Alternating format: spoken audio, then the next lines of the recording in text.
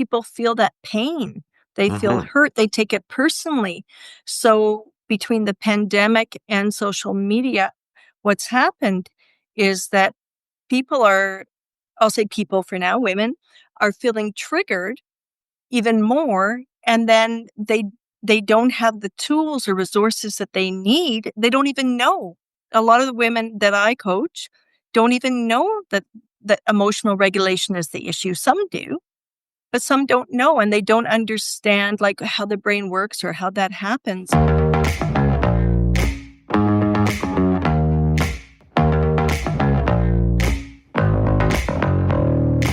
Welcome to Soul Engineering Your Life and Work. I am Ravi Tangri, and this is about how do you bring more light, more heart, more soul into all of your life, into your work, into your play, into your community, family, everything that you do. What are the tiny little leverage points that can really elevate and transform your life? And my guest today is Elevate Results Coach and Strategist Jen DeTracey. Now, Jen works with women solopreneurs and leaders who are struggling with imposter syndrome, who feel isolated and sometimes overwhelmed. She helps them become empowered, focused on their mission-driven purpose with confidence, clarity, and support. Jen is an Elevate Results Coach and Strategist, and she works with women to uncover hidden opportunities for strategic growth. So welcome, Jen. So grateful to have you here. Ravi, so great to be here. Thank you for having me on your podcast. Oh, it is a delight. I'm excited about what we're going to chat about. So what I'd like to dive into first is, Jen, something that's really important to you is emotional regulation, self-empathy, acceptance. And I love this, bringing the joy. My word for this year is joy. So I love that. Why is this, especially the emotional regulation, the self empathy, why is it so important today? It's it's so important, Ravi, because most people haven't grown up with parents that were able to give that to them, which Ah, means they can't give it to others, let alone themselves. okay. So how do we in this world right now receive empathy from people that don't know how to give it? We get it from giving it to ourselves first. Just like you hear the pilots or the flight attendant talk about putting on your own air mask first before putting it on to someone else. So how do we do that so that we have more control in our life about how we feel and surround ourselves with the support that we need, especially when others don't have that skill? Right. So there's a couple of thoughts that pop up in that. First of all, I would think particularly sometimes I'm curious and I don't want to pigeonhole, but do you find that you work primarily with women, that actually giving empathy to yourself first is a challenge because it's about, and again, I want to be careful about stereotypes. The stereotype is the caring for others. Do you think that that's a challenge that people have actually making the time to give to themselves? Well, people need to first understand that it's possible. Because when we think about time, we might or might not make time for things. Right. And, yes, I work with women. I also have supported men with this work too. So, we as human beings don't even know that we have the ability to do this. I didn't Right. know. So, And, Mhm. yeah, as I was just thinking because like the research shows that as much as we've advanced, so much of childcare, so much of elder care still falls to women in households. Men just don't, for the most part, don't carry the load. And for women, I would think it's more about care. Their programming is more care for others versus themselves. Is that still true? I think the word that I would use is expectation. Okay, And good. I would even talk about that from my own experience in my family when my dad had cancer and how my brothers were able to show up and how my sister and I were. And it was different. They were there when it was easy. Ha. They were there. They did not want to have to do anything physical with my father, like basically wipe his butt. They didn't want to be involved in that. That was something for some reason they couldn't do. Whereas for me, I looked at it and my sister as well as this is a human being that needs care. And I love this person and I'm going to take care of it. Okay, I love that. The what you where you put that, how they show up.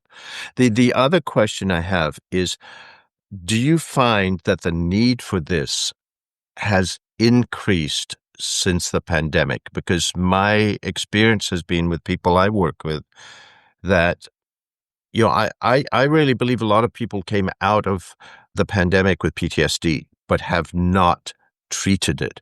But to some extent, it was traumatic because, I mean, we were washing groceries. We were terrified of what we would touch, and it was do you find that the need for this has grown? Yes, I do. I think there's several reasons, the pandemic being one, and also because of social media and how many of the clients that I coach use that as medicine, as a way to soothe themselves, but it doesn't work. And Wow. as Brendan Bouchard talks about this idea that once we as human beings spend time on social media actively, like not just 15 minutes here and a couple times a day or something, but hours at a time, we're making decisions every moment. We're judging. Yes, no, yes, no. So we come into a society where we're judging everything even more, and we can also hide behind something. So people can express things that they don't like, and people feel that pain. They feel Hmm. hurt. They take it personally. So between the pandemic and social media, what's happened is that people are, I'll say people for now, women are feeling triggered even more. And then they don't have the tools or resources that they need. They don't even know. A lot of the women that I coach don't even know that emotional regulation is the issue. Some do, but some don't know, and they don't understand like how the brain works or how that happens. And so, yeah, I think there's many factors happening right now. And I mean, emotional regulation is one of the big builders of resilience, right? So, what are some of the things, simple things that people can do for themselves in terms of emotional regulation, in terms of self empathy to move forward? Yeah, that's such a great question. I think it's important, first of all, to be able to slow down for a moment and recognize, hey, I'm really upset right now. Like I'm activated. Some people use the word triggered. Some people don't like that word activated. I'm activated right now. And just take a moment. Often it can't, even for me, doesn't always happen right in that moment. But as soon as the awareness is there, is the breathing, which you talk about and you have in your podcast, like breathing in deeply and just slowing things down. Nice deep breath in through the nose, fill that belly up with air, and breathe out through the mouth. Or however someone wants to breathe. I'm not like a big mouth breather, so I say go, have at or do Whatever. it the way that you want, right? And there are different methods in breathing, and some of those work for me and some of them don't. And I think everybody's going to be different. The key is to stop before doing something that we regret. Sending the email, responding to a post on social media, you know, going towards someone and in that moment saying, this isn't work. I'm dumping you. Like those things that big things that happen from a moment of being triggered, which may be a combination or like a buildup over time that's not even representative or reflective of that particular situation that's happening. Right. And in that is a ball of shame. There's usually underneath all of that, there's a lot of shame too, right? Right. I mean, this is it takes it. It's a journey, and it's deep work sometimes to do this as you go forward. Something you said, wow, it really struck me. You said that they turn to social media to soothe themselves, and I reacted viscerally actually to that when you said that because I mean the thing when I think of social media, what happens, the word that immediately comes to mind is doom scrolling. And that is not in any way soothing, but it's fascinating that you found that what draws them to it is to be soothed, and yet it does exactly the opposite, and yet we do that over and over. Yes, and also it's the distraction, right? It's the distraction from the discomfort of being with oneself in a Right. moment, Gotcha. and or the habit system that's there where we it's very hard for us as humans to emotionally regulate if we're not sleeping well. And you can imagine this work even in the work that I do with some younger people that are striving to be leaders that are not leaders is they're in this place where they have a habit system of having their phone with them when they Mhm. go to bed and scrolling, and then they end up in a hooked, as Pema Chodron would say, the Buddhist teacher, hooked in that. And before you know it, it's late. And their brain hasn't had a chance to settle because they haven't Right. had time away from the screen. And now they're judging and things are activated. And now their amygdala and their lid, their brain, the upstairs brain is flipped. And that's how they're ending their day. Right. And that's one of the things I talk about is one of the biggest builders of sleep, which is the biggest builder of resilience, is no screen time for an hour before. Right. And that's just from the visual because it's the blue light makes you think, but you're adding all these other emotional triggers. But it's so hard for people to go away from that to actually charge your phone in a separate room, not beside the bed. So it's not what you grab and to do something else, to walk, to talk, to read. It's so hard for us to break away from that, isn't it? It is. And I coach a lot of women around bedtime routine because self-care is there's a deficiency. Hmm. So scrolling really is not the antidote. Right.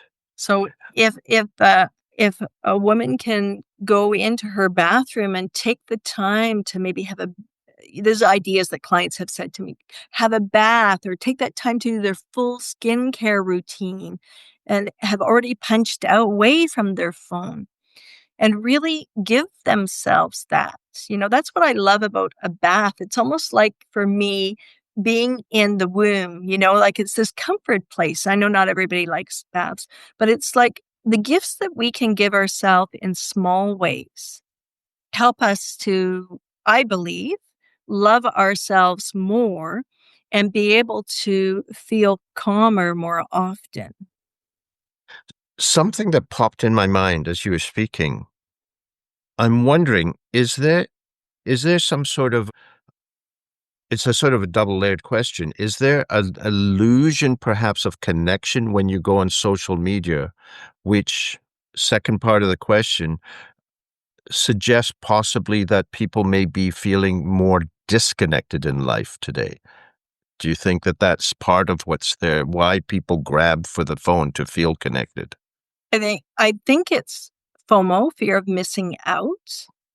There may be a desire to connect. I think it's a way to it's a go-to to manage stress that doesn't work. That's Mhm. what I witness. It's really at the end of the day, it's not about connection because I just coached someone last week that said both them and their partner in bed at night scrolling together, Oh, yes. right? So that's not a connection. I mean, it may be connection in the, oh, we're both doing it. Yeah. But in my mind, in terms of connection, that doesn't define connection. No. When you've got literally someone there. Yeah. Yeah. And this is just the this is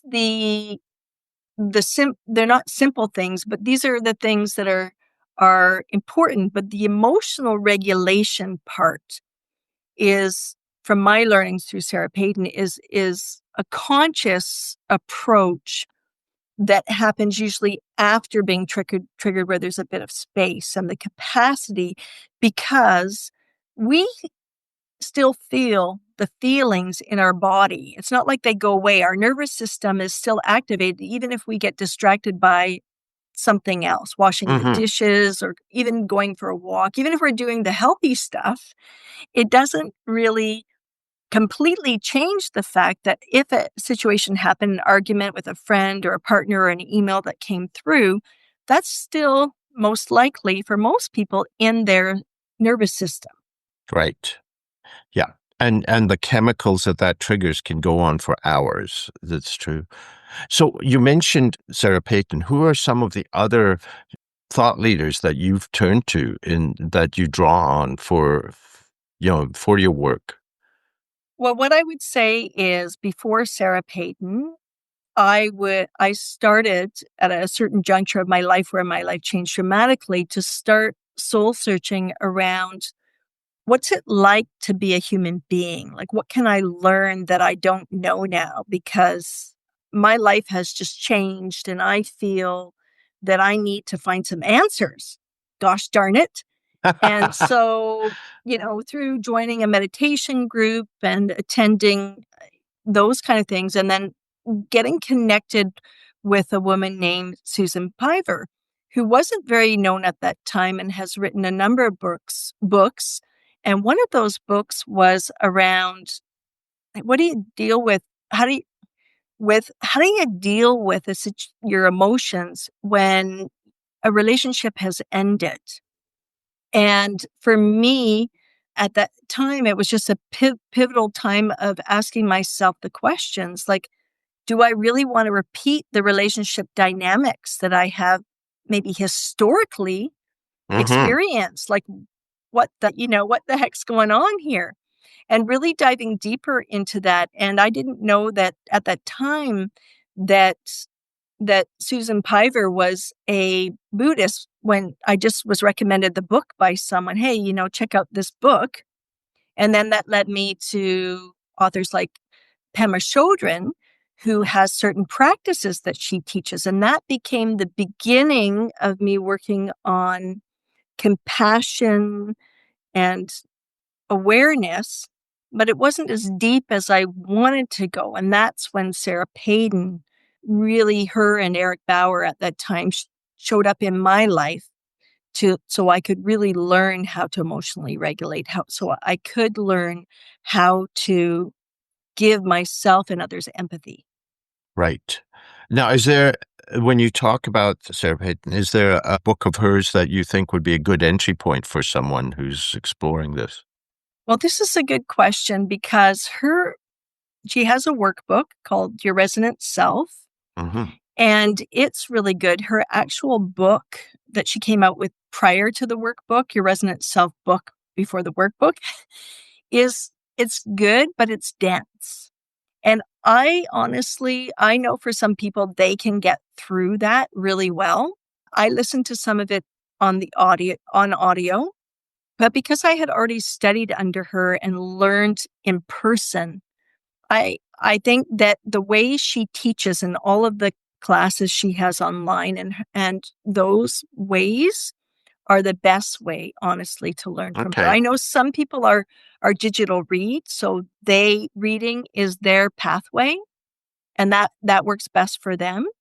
I think an introduction would be even going to her YouTube channel, to Sarah Payton, Peyton, and looking at putting in emotional regulation and Right. seeing what she has to say as a starting place. Because the way that she speaks and teaches is with so much warmth and Mm. has a certain energy to it that's very different than reading her book. Right. So you're very passionate about this work, and you've alluded to this that you had sort of a perfect storm of challenges that hit you some time ago, and it it channeled you into this work for yourself, but also with your clients. Can you share a bit about that journey and what you learned that you can now support your clients with, that gives you a new insight or new resources to bring to your work? Absolutely. I'd love to do that. So just over 15 years ago, I was out doing a speaking tour, and my left hand stopped working. My leg was dragging. It didn't hurt. And by the time I got back from this tour, my lip was drooping. So the left side of my body was just not working well. And finally, I got myself to emergency. And within 24 hours, I was diagnosed with multiple sclerosis. I had I had severe in, inflammation. I had severe inflammation of the brain, and they had to give me 3 days of steroids to get it down very fast. And anyone being on steroids, it's like the Incredible Hulk, you know? It's like I was so tired, but I had energy, and my emotions were off the Richter scale. Okay. And even, just being diagnosed. So when I finally finished my 6 months of my contracts where I was doing full day trainings, I could barely get out of bed. And at that point, I had to ask myself, who am I now? Like, what if I could never work again? What would, what would, what would I be doing? I've totally wrapped my whole identity into my work. And at that time, I went to a therapist, Mhm. and she just happened to be a person that hadn't worked with someone with multiple sclerosis before, but she brought to my awareness the most important thing was coming to a place of acceptance about my diagnosis. So I don't say I have MS, I say I live with it. It's just a part of me. And Right. it took me a few years to come to accept what I could do, what I couldn't do, how my life had changed. And through that acceptance, I then was able to go deeper and explore nonviolent communication and empathy work through Sarah Payton and Eric Bowers. And what that woke me up to was that it's possible. It's possible to soothe my nervous system on demand. Like Mm. I can do that when I'm aware. And it's amazing how can I give you an example? Absolutely. Yeah. Please do. So fast forward many years to last year. I was upset. I had an argument with my partner at that time, and I was out on a walk to go pick up our gluten-free pizzas, and I was coming home with them, and I felt a lot of anger about that conversation that we had had. And it was a difficult time. And I was carrying those pizzas, and I started to say to myself, okay, Jen, where's that anger in your body? Okay, it's in your chest. Okay, just breathe in, breathe out. Okay, just acknowledge that feeling's there, that anger. And then as I breathed in and breathed out, I welcomed it in. Hmm.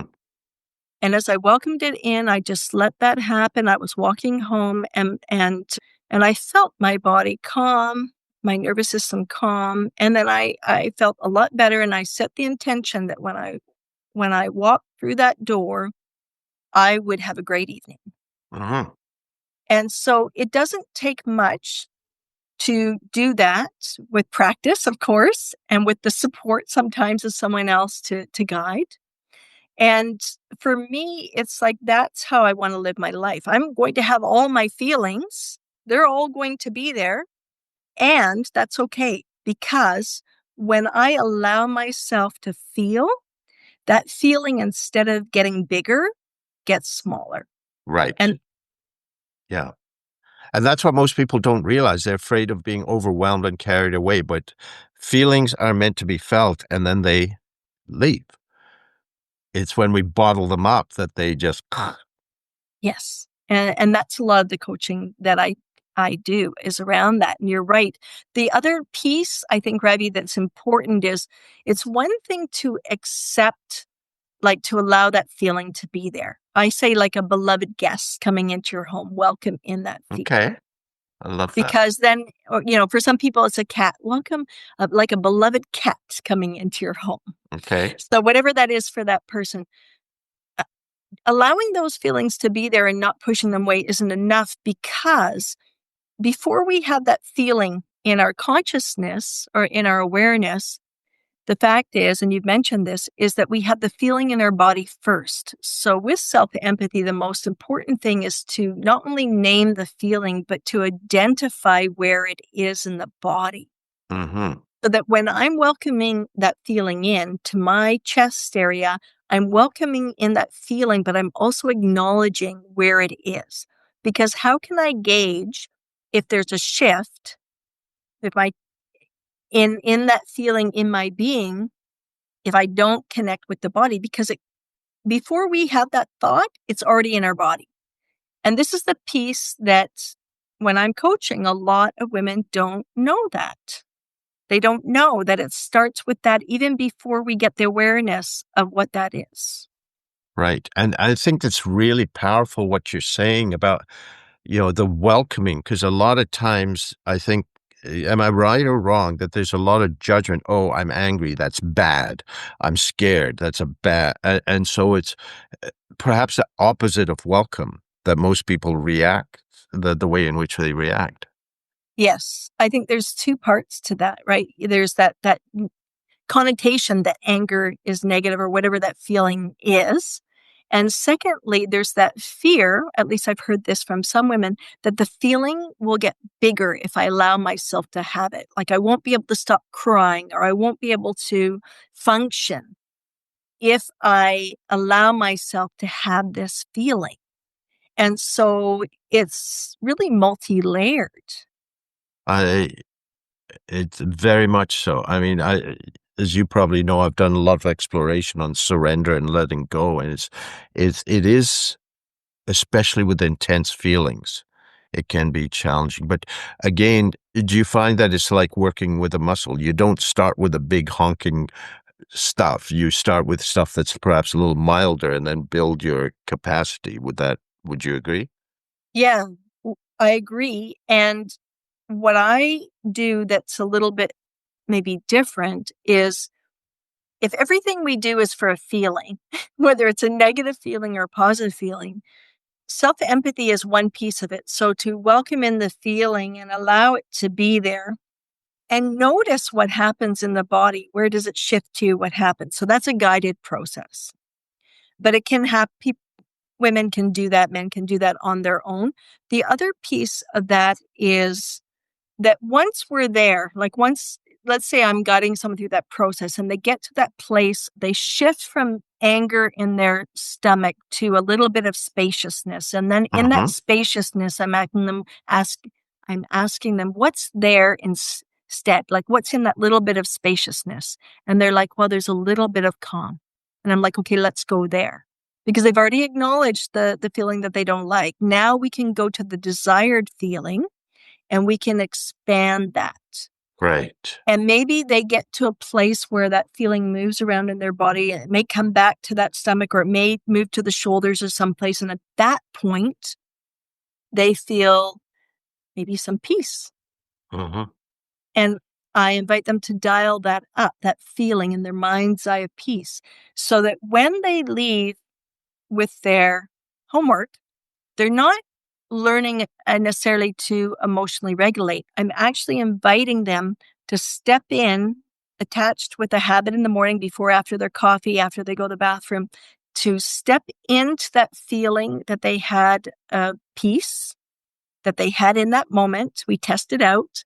And if they can do it during the session, they can bring it back again, and to dial that up and feel in that, because that's another way to train the nervous system. So there's Yes. self-regulation in terms of dealing with the feeling, but there's also, well, now that you've done that today, let's see if you do this for a week, you dial up that feeling of peace or joy in that part of your body that you feel it the most, and be with that. And let's see if we can train your nervous system, just as an experiment, to feel more of that.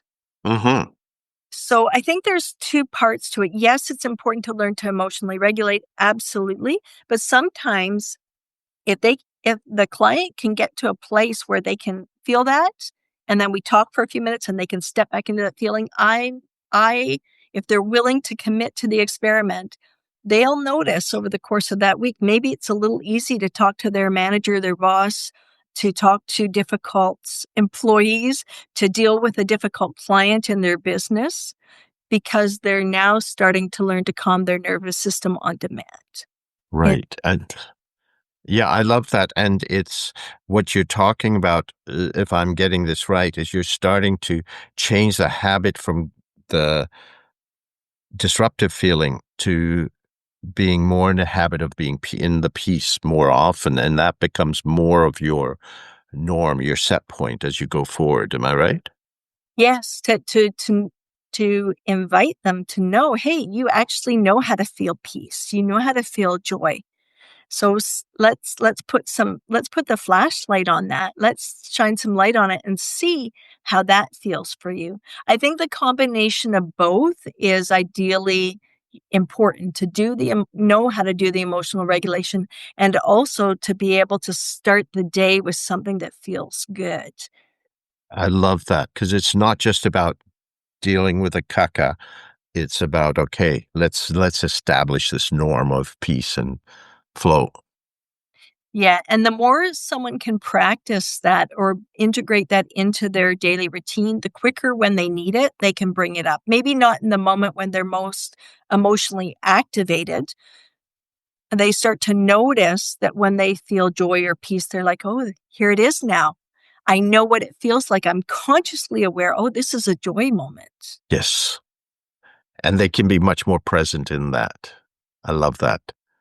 Love the journey and the process that you're talking about that you can take through, plus some of the things you've identified that people can do on their own as well, from just as simple as making that time to breathe to that awareness of where the feelings are and just the presence. Now you have a resource for the participants, and we're going to come to that in a moment. Check it out, check it out. Oh, are you ready for this? Right now, I would like to pull things together, jump into our lightning round too. And don't get anxious about it. Just go into that piece. It's I'm going just to be totally zen right now. total, no right or wrong answers because it's all the right answers because it's yours. So no thinking, just first response. Introvert or extrovert? I'm hybrid. Oh, an ambivert. Okay, cool. What's the most favorite job you've ever had? Job, not before I was employed. I mean, before I had my own business Oh, job. it can be your own business. What part? Uh, Because you've had a couple of different areas of focus in your business too. yeah. Well, back in the old days, I used to work in the music business. Oh, And I used to work for Sarah McLachlan's record label. That's how old I am. And I really love connecting with the fans. My job was to build the mail order department to make it profitable during the days of snail mail. And that wow. was a really fun time in my life. That's fascinating. That's cool. What's the goofiest thing you've ever done? Oh gosh. Uh Goofy. Well, I guess I could say that inner goof is buried. For me, it's like just like going into a laugh spiral with a friend, where we Mm-hmm. just can't stop laughing, and I just love that. Like it's just so visceral and so fun, and it just is so natural. I don't know if I'd call that goofy, but I it's love it. kind of a public. I don't Yeah. mind doing that in public. Yeah. Where you just can't stop. You Yeah, get out a yeah, couple of yeah. words, not even a sentence, but yeah. I love that. What's the best compliment you've ever received? Compliment. Actually, before I started coaching, people would tell me, you're a really good coach." Great. And what's your biggest failure and what did you learn from it? Failure, gosh, so many. I guess I would say around raising my daughter, Mm-hmm. because, at that time, her mother, who I was with, had serious mental health issues, and for me, I had never parented before, and I think that I needed to when things ended and I left. I need to have a. I sat down with my daughter and I said, I love you so much, and I've done so many things horribly in this time that I've raised you, and I just want to let you know I'm really sorry. And anytime you want to talk about something that is alive in you or that you're really upset about, then I'm here for you. Like, I want to own it. And so what did that teach you? How did you learn from that? What taught me, well, humility, Mhm. in a bigger way. It's about, I think, I've never, as a person who lives with dyslexia, I have very I have not seen myself as a perfect person ever. I see myself as perfectly imperfect. But I think what I learned was that I could do something different than my parents or my friends' parents did, which is deny that there were problems. So for me, I think it was the courage to really head down a different path. Okay. I like that. Now, as a child, what did you want to be when you grew up? I wanted to be an actress. Ooh, okay. Well, you've taken to the stage. I love it. You've still got that. What's your most important ritual? Uh, you know what I do almost every morning after meditating is I put my feet up the wall and I do a loving kindness practice. And that practice is, may I be happy, may I be healthy, may I be peaceful, may I live my life with ease. I do that for myself, then I do it for family, then I do it for someone I don't know or someone who's needs it, and then someone that I really don't care for at all on the planet Yeah. with, and then for all beings. And that's a part of my daily practice. Wow. Who do you most admire? You know what? I really admire my daughter. She's had a lot of adversity in her life and she's such a strong, willful human being. And she had a late start to her post-secondary education because she didn't know what she wanted to do and just her life circumstances. And, now she's out practicing as a therapist and is doing what she loves. And I'm so proud of her. I love that. Mhm. How do you nourish yourself? Mm.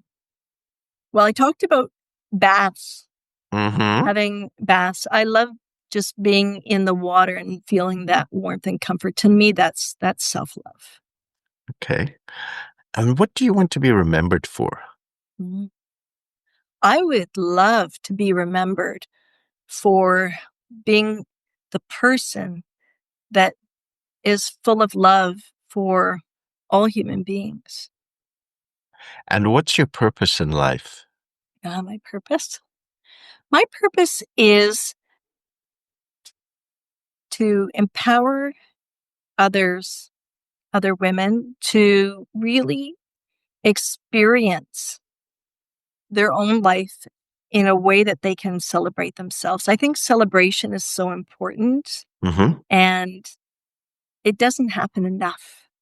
I love that. Yeah, you're absolutely right because we're so busy doing. We don't, and we don't celebrate ourselves enough. Yeah, exactly. And celebration can be a small thing. Mm-hmm. It doesn't have to be pulling out the balloons and the cake. It can simply be saying, I feel really happy that I made this decision. And I want to share that with someone that this is what happened today. And I'm proud of myself. Yeah. Or it can be giving yourself a bath. Yes, absolutely. Yeah. Or for some people, especially on the hot day today, going to buy an ice cream. Absolutely. So now, if people want to find you, your website is elevatedresultscoaching.com, Yeah. and you, Elevate results sorry, coaching.com. elevate, no D, result. And you have a special resource for them, 5-step process, step into confidence. Can you speak a bit about that? Yeah. It really comes back to what I was saying earlier. It's about imagining a time in your life where you felt confidence, and then just going through the steps to feel that more and more within 5 minutes, and then building a practice around feeling that each day. And Okay. it's a PDF that breaks down the steps. It's that easy. And how can people access this? All they need to do is go to the website, elevateresultscoaching.com, and it will be right there at the top. Yep. We're And waiting for we'll them. and we'll put the link in the notes as well. So Awesome. that's thank you again, Jen, so much for joining me. This has been an absolute delight to catch up on all that you've been doing. As I said, we've known each other a long, long time, but it's been far too long since we've had a chat.